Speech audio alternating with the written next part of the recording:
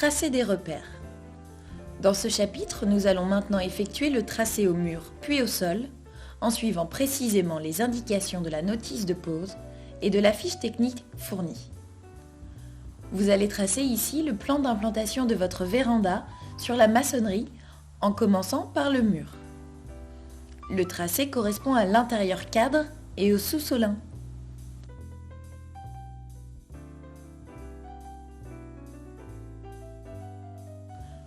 Vous effectuez une délimitation au sol de la largeur de la véranda.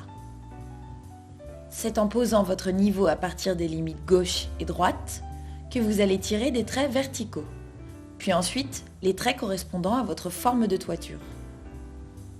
Le tracé s'effectue au crayon dans un premier temps. La hauteur devra tenir compte d'un éventuel écart de niveau.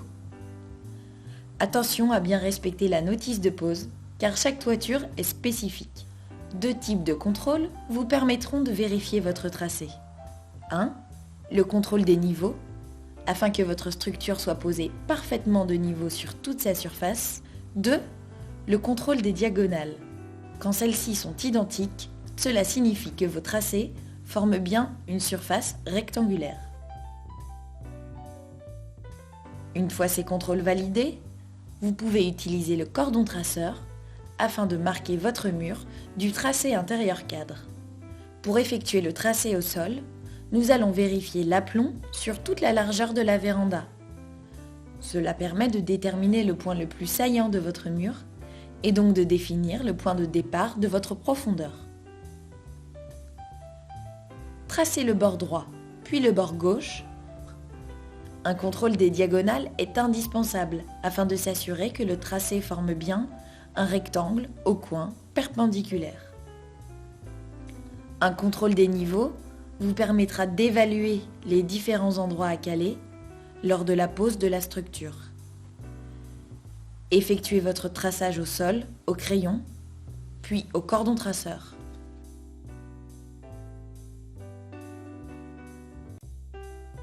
La pose de la structure. Commençons par la pose de l'appui-bavette. Disposez des cales tous les 50 cm maximum le long du tracé au sol en suivant la notice. Posez l'appui-bavette en périphérie du tracé. Vérifiez le niveau de l'appui-bavette et calez si nécessaire. Le maintenir au sol par une vis à chaque extrémité dans les emplacements pré-percés. L'appui est vissé à cette étape du montage. Réalisez une étanchéité à la jonction des pièces d'appui en utilisant votre cartouche de silicone. Préparation des châssis. Disposez vos tréteaux préalablement protégés de façon à recevoir les châssis que vous allez préparer. Déconditionnez les châssis avec le défilmeur fourni dans les accessoires. Attention, le cutter est strictement interdit. Les châssis et autres éléments composés sont tous étiquetés dans l'ordre de la mise en œuvre et pour chaque modèle. Cette précaution vous permettra de vérifier en permanence le respect de la chronologie de montage. Le dévitrage des châssis fixes. Attention, seuls les châssis fixes doivent être dévitrés afin de permettre l'assemblage des cadres. Une étiquette vous permet de les distinguer des châssis coulissants. Déparclosez les châssis fixes en notant les joints de parclose à l'aide de la main de bois fournie dans les accessoires. Ôtez les parcloses et rangez-les soigneusement avec leurs joints afin de les remettre à leur place sur le bon châssis. Attention, la manipulation des vitrages est délicate. Utilisez pour cela des gants, des ventouses et des chaussures de sécurité. Retirez le vitrage des châssis et déposez-les soigneusement à la verticale sur des cales. Attention, ne jamais déposer un vitrage directement en contact avec le sol et jamais sur un angle. Pose des cadres.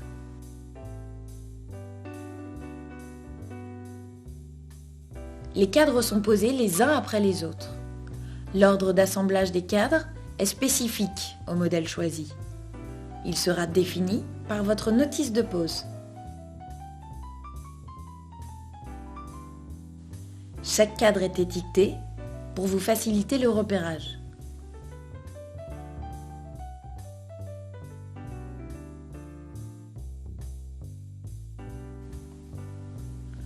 Posez des cales de centrage le long du profil.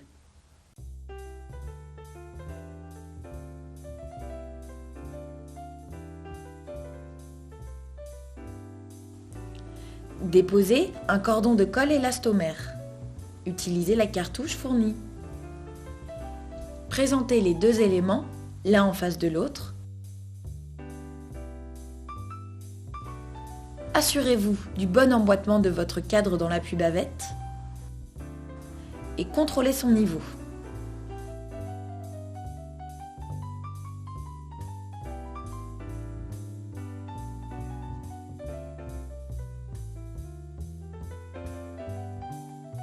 Vissez sur les 4 emplacements pré-percés.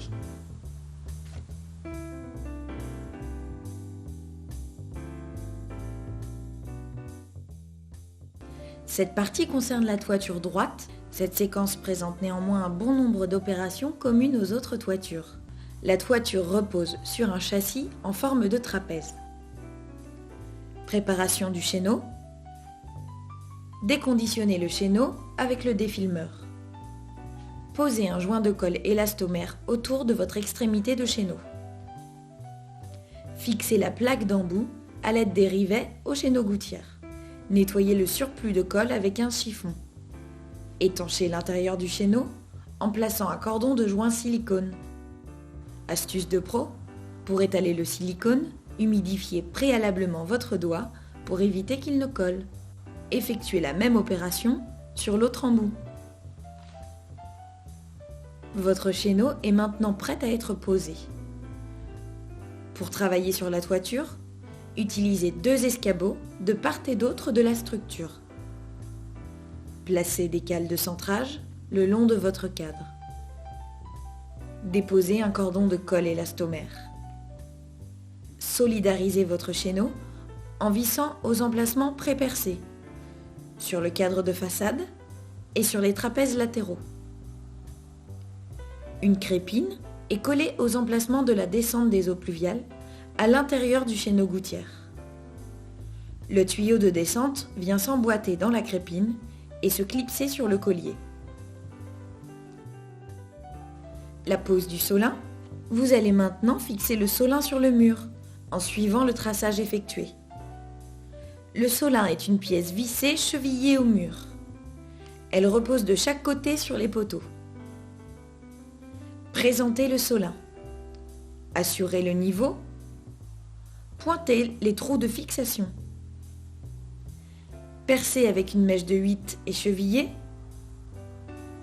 Placez un cordon de colle élastomère et vissez le solin sur le mur. Vérifiez et réglez le niveau. Calez si besoin. Posez les rives de chaque côté de la structure. Placez un cordon de colle élastomère. Vissez-les sur le solin, sur les trapèzes et sur le chéneau gouttière aux emplacements pré-percés. Les chevrons sont posés sur le solin et sur le chéneau gouttière. Respectez l'ordre indiqué sur la notice de pose. Des emplacements avec des trous pré-percés sont prévus pour accueillir les chevrons. Pose des plaques. Placez les plaques de toiture en suivant l'ordre indiqué sur les étiquettes et la notice de pose. Réajustez le joint du solin au-dessous des plaques. La pose de joint d'étanchéité du solin. Chaque type de solin dispose de son type de joint d'étanchéité qui se clipse dans le profil du solin.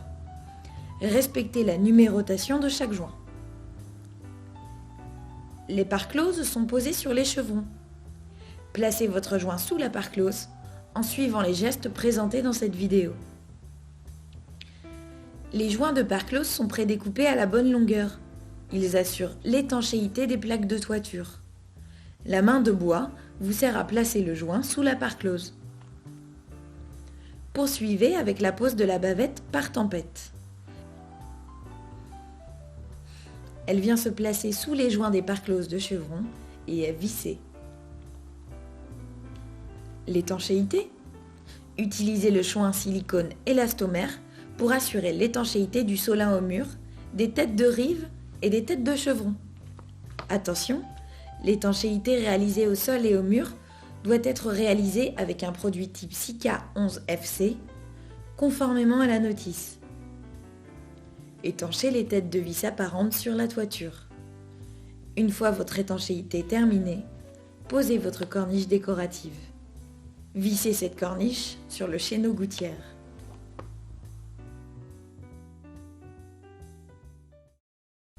Toiture croupe. Le chéneau gouttière est posé sur tout le périmètre de la toiture. Les parties latérales sont assemblées à la partie centrale à l'aide d'équerres. Les embouts de plaques sont posés à l'extrémité des chéneaux côté mur. Une bande de gutta assure l'étanchéité à la jonction des chéneaux. Le solin est composé de 3 parties. Une partie centrale est posée le long de votre tracé et 2 parties latérales qui reposent sur le chéneau gouttière.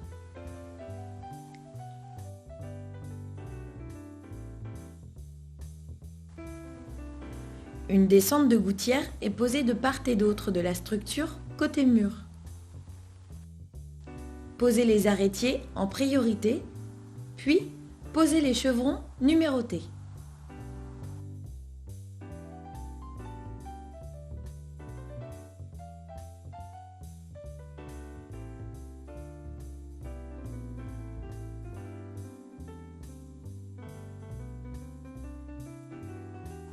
Posez ensuite les panneaux de toiture.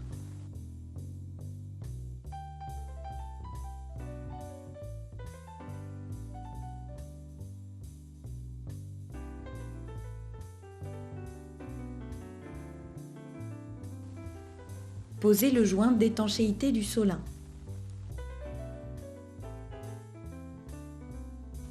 Parclosez et jointez vos chevrons. Poursuivez avec la pose de la bavette par tempête. Repérez les baguettes de façade et de pignon. Elles viennent se placer sous les joints des parcloses de chevrons et sont vissées.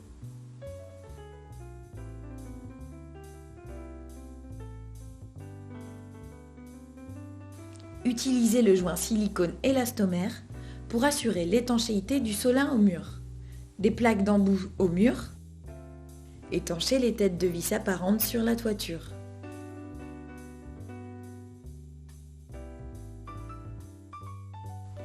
Attention, l'étanchéité réalisée au sol et au mur doit être réalisée avec un produit type Sika 11 FC, conformément à la notice. La corniche décorative est posée sur les chéneaux latéraux et sur le chéneau façade. Les parties de cette corniche sont assemblées par des équerres. Déposez un joint de silicone à la jonction de chaque angle. La toiture soleil. Votre marquage a été préalablement effectué. C'est la pièce soleil, élément central de la toiture, qui va être posée en premier. La pièce est pré-percée. Posez-la parfaitement de niveau. Marquez vos emplacements de perçage. Retirez-la. Chevillez et vissez en revérifiant le niveau. Posez de chaque côté les pièces de solin en les faisant reposer sur cette pièce centrale. Les chevrons seront également posés en appui sur cette pièce et sur les cadres de la structure. Les pièces seront adaptées pour s'emboîter parfaitement dans les emplacements adéquats. Posez ensuite les panneaux de toiture. Un joint bavette prédécoupé vient assurer l'étanchéité de la pièce soleil avec les panneaux.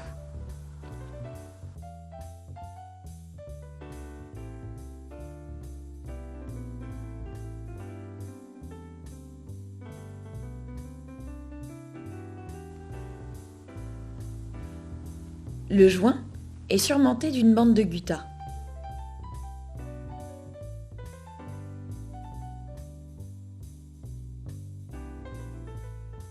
Enfin, un joint silicone permet d'assurer l'étanchéité de la pièce avec les embouts de chevrons. Pour finaliser la pose de cette structure, posez et vissez le chapeau de toiture.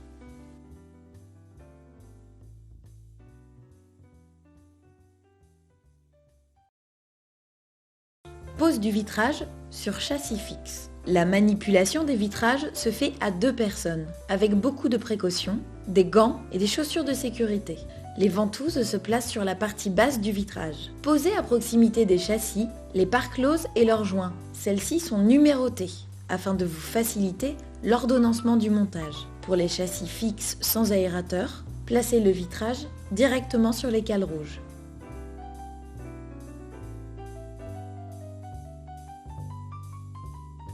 Placez les parts closes et leurs joints une à une. Utilisez la main de bois pour faciliter la pose du joint.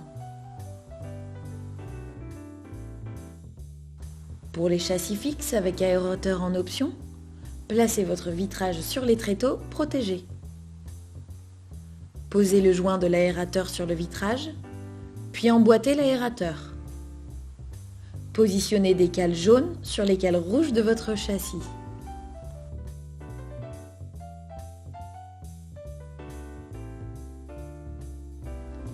Placez votre vitrage sur votre châssis. Posez les parts closes et les joints pour terminer le montage. La pose des châssis coulissants. Les châssis coulissants sont étiquetés afin de déterminer leur emplacement dans la structure et leur ordre de montage. L'étiquette est placée en haut du châssis coulissant, côté intérieur de la véranda. Placez vos coulissants un par un sur le rail haut, puis sur le rail bas. Les coulissants sont équipés de systèmes anti-dégondage qui garantissent le maintien du châssis dans son rail. Un réglage simple est nécessaire. Dévissez la vis d'anti-dégondage, levez à l'aide d'un tournevis le clapet de blocage et revissez la vis d'anti-dégondage. Placez les caches fournies pour masquer le système.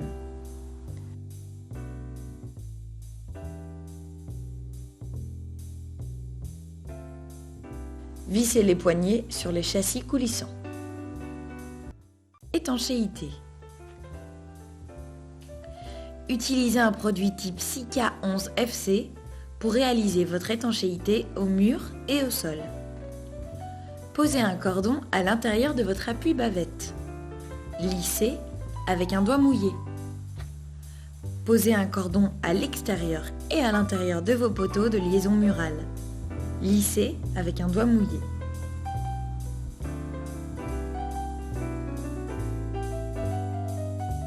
Finition et entretien. Finition. Un silicone de finition vous est livré pour le jointement de châssis, de chaîneaux gouttières et de pièces d'appui. Appliquez-le, lissez-le avec un doigt mouillé.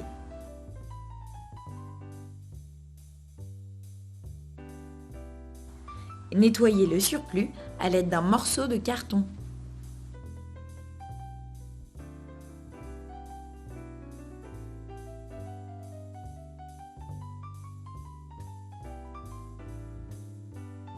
Un correcteur de la couleur de votre véranda vous est fourni dans les accessoires.